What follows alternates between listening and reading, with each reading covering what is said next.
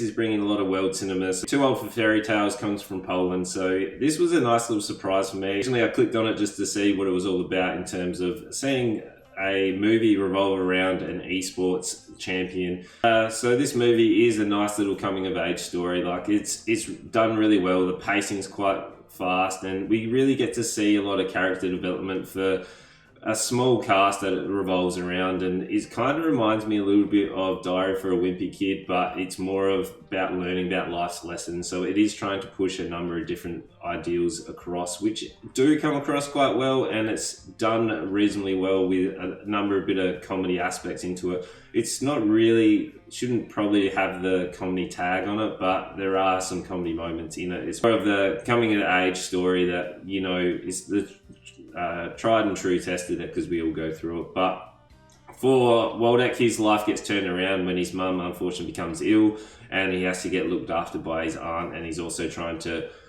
manage all these different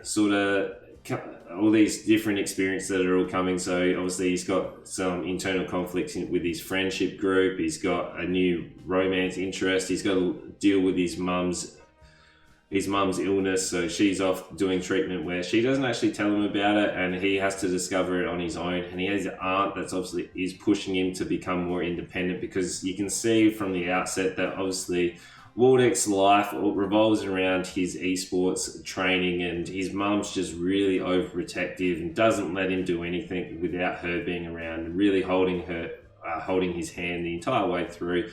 And the aunt's really trying to push those points about that he needs to be able to be independent, and the whole family sort of revolves around it. So it's a life experience for him, and you really get to see him develop through. And then we've got his like friend as well. He goes through a character like arc as well, so he'd be able to see his growth. You have the aunt as well, who's more of a catalyst than anything, so she's able to really push the mum and the son to be able to make those experiences worthwhile for them. And you get to see like the extended family come in, and the uncle and everyone who's really having a massive impact on Waldeck's life, and the mother as well. So she's getting that little bit of development. So rather than her being that helicopter parent and not letting Waldeck sort of live his life, she eventually goes through that arc and is dealing with her own health concerns, and when to be able to